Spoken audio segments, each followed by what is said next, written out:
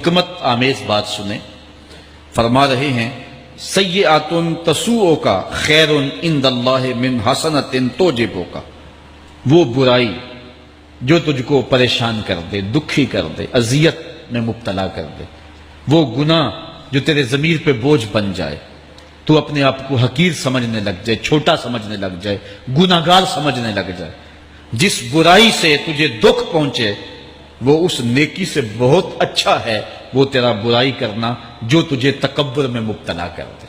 جس نیکی سے تو متکبر ہو جائے، انسان کو انسان نہ سمجھے، مخلوق کو کیڑے مکوڑے سمجھے، اپنے سجدوں پہ ناز کرے، ان سجدوں سے وہ برائی بہتر ہے جو تیرے اندر عجز پیدا کر دے، تیرے اندر نرمی پیدا کر دے، تیرے اندر جو ہے وہ ایک رقت پیدا کر دے، وہ برائی جو ہے وہ اس نیکی سے بہتر ہے۔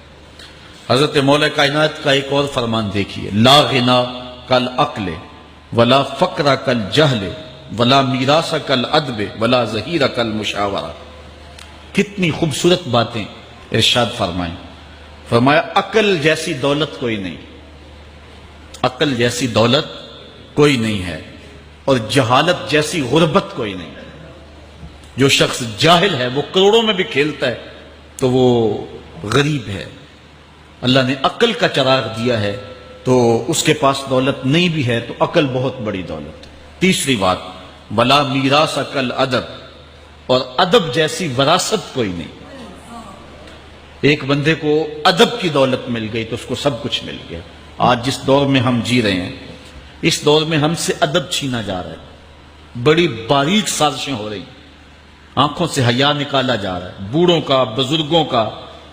یہ ماہ رمضان کا کتنا حیا ہوا کرتا تھا، اگر کوئی بدقسمتی سے روزہ نہیں رکھتا تھا تو وہ سامنے کبھی کھاتا ہی نہیں تھا، اسے رمضان کا حیا مارتا تھا۔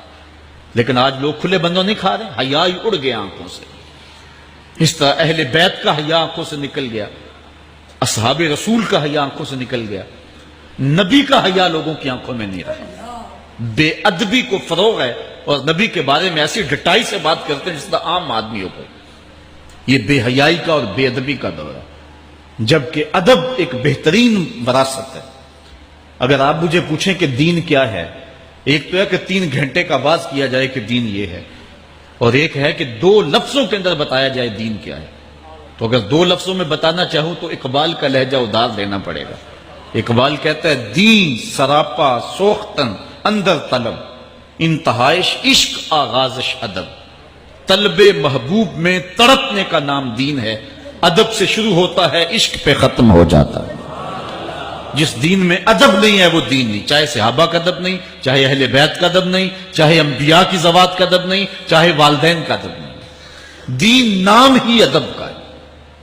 تو یہ دولت اس وقت چھینی جا رہی ہے، اور بڑی تیزی کے ساتھ قوم کے اندر بے ادبی کو فروغ دیا جا رہا ہے۔ نئی نسل کی حفاظت کریں، اپنی اولاد کو محفوظ کر لیں، ان کے عقیدوں کی صحت کا التزام کریں، کہیں ایسا نہ ہو کہ ان کی زبان لمبی ہو جائے اور ولیوں پر، نبیوں پر، اور حضور علیہ الصلوۃ والسلام کے اصحاب پر اور حضور کی آل پر وہ زبانیں تان کھولیں۔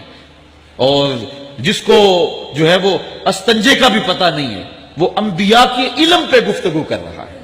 شرم نہیں آتی کس کا علم تول رہے ہو، کس کی ذات کو ناپ رہے ہو۔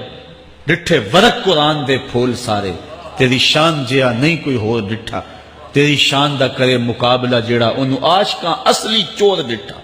کوئی نور آکھے کوئی بشر آکھے، پیندہ رات دینے اے ہو شور ڈٹھا، اللہ والیاں گل مکا دیتی تساں ہور ڈٹھا اساں ہور ڈٹھا۔ تم نے پتہ نہیں کس کو دیکھا جو سکی بیٹی کو بھی نہیں بخشوا سکتا۔ اور میاں تم بخشوانے کی بات کرتے ہو، نبی تو کہہ رہا ہے فاطمہ تو جنتی عورتوں کی سردار، وہ تو جنتیں بانٹ رہے ہیں۔ تو ادب پہلا کرینہ ہے محبت کے کرینوں